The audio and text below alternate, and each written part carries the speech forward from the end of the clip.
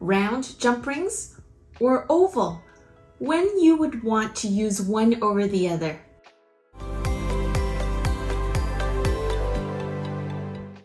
Hi, welcome back. A number of you have asked, are oval jump rings better than round ones? And the answer is, that really depends on what you are trying to do or make. Today, I'm going to show you the difference and under what circumstance one is better than the other. As well, how to optimize what you have handy. I hope you enjoy this. Okay, let's get the definitions out of the way. An oval jump ring is basically a jump ring that is oval in shape. And jump ring, when people say jump ring, basically they mean a ring like this that has an opening. So that's called a jump ring. And when people just say jump ring, they mean circular. And an oval jump ring is like this. Could be any shape of oval, but in this case, I'm using something a lot bigger to show you. The opening is always on the side, and I'm going to demonstrate why this is. So I'm going to demonstrate that by pretending this is very fine chain and this is a jump ring. The reason why the jump ring, the opening is on the side, is so that if you are not welding or soldering it permanently closed, it is far stronger when the cut is in the middle here, because as you move around like this, it's in the middle and not prone to opening with a tug. And I'm going to demonstrate the difference using something that is cut on the side. Okay, for the sake of demonstration, I've cut this on the side here. And it's the same ring and the same chain. And I'm going to show you. Okay. There. I'm going to try using the same amount of strength and pulling on this chain and see what happens. You see? With the strength, it comes just a little tug. It opens up because that is the area of weakness. And that is why these oval rings, the cut is always on the side.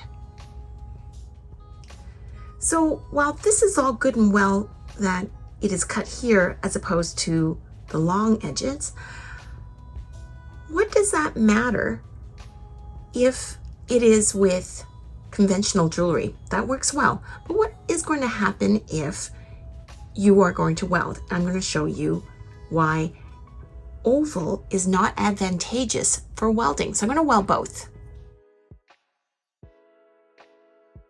Okay, so I'm going to try my best to weld as smoothly as possible here.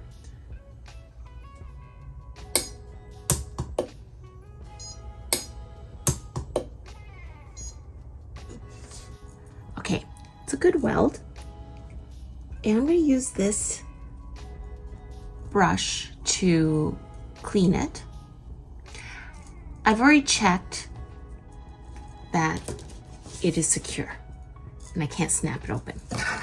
So that's great.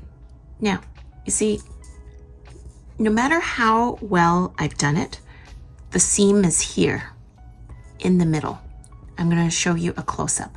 See, there's a close-up. There's still a seam. You can see it. Even if I was to clean it, there's a slight seam. Now, if you were doing silversmithing, you could fill that with solder and then, so build it and then polish it down so that you don't see a seam at all. However, this is already quite smooth and it's solid. It's just that it's in the middle. Now I'm going to contrast that with one that's cut here.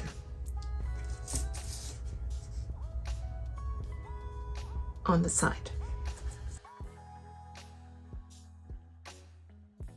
Okay, I'm gonna close it. Please note that this is already a little bit wonky, but I don't have another one of these rings. Here we go. I'm gonna try to do the same thing and weld it as cleanly as I can.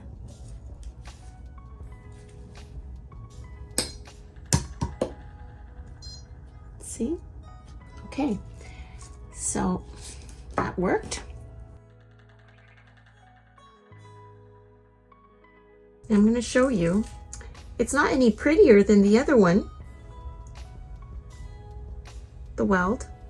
You can still see it. However, when you are wearing it, it hides away inside the other loop, the other link. So that is the beauty of having your link on the side connecting to the other link.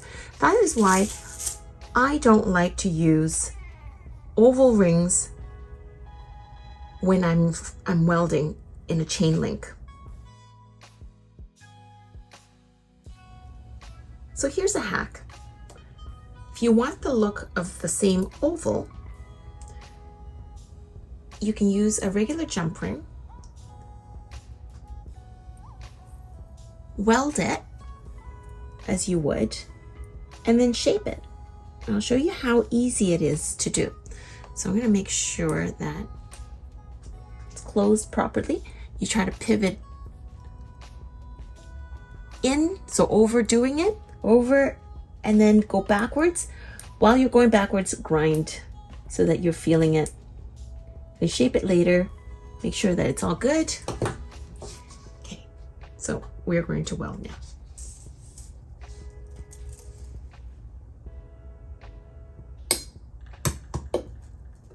Okay, and that's done.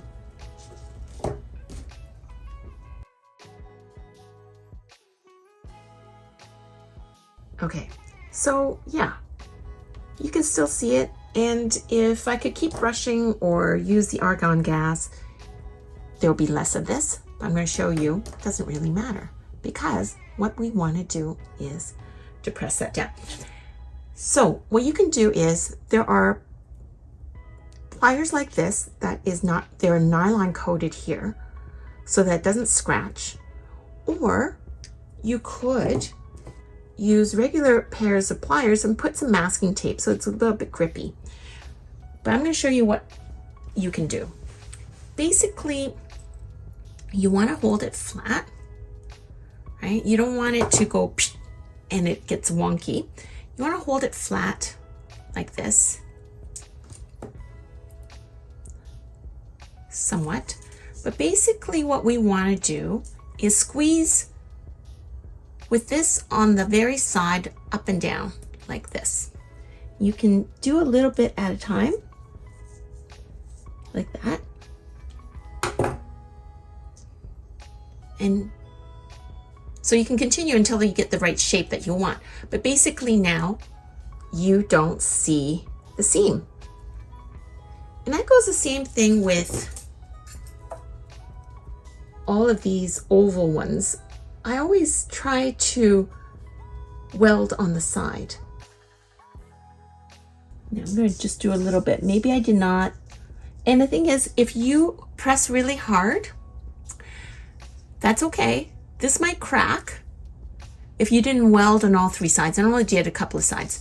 So the thing is, it allows you to get the shape and then just re-weld. Here's another hack I want to show you. Say if you want to use a jump ring to mimic a long paper clip chain, this is something that you can do. Open it. I'm going to let it drape and say pretend that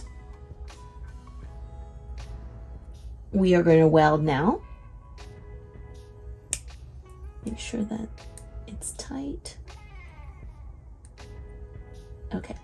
Here we go.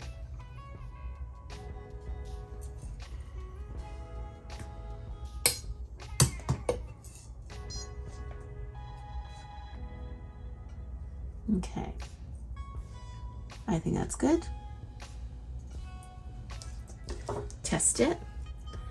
Now we're going to brush it. And what you do is, if it's large enough, using a pair of pliers, you put it in to this and you stretch it like such by opening. But you have to make sure that your weld is secure, okay? Otherwise, when you do this, it will pop out. So now you have something rectangular or oval, and then you just hold on to it and press down like such until you can see that it is almost the same length, and you stop and then just even out the right and left. And since this paperclip chain is somewhat flat, all you have to do is just press down a little bit like this. Now, it's not perfect, but can you see where the link is?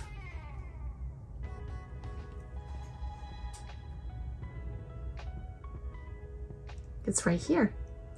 I hope you found that useful. I'm a wholesaler of premium quality chains findings, as well as a plethora of jump rings, different gauges and sizes. I'm going to leave a little note below about our company, as well as the Orion micro welder.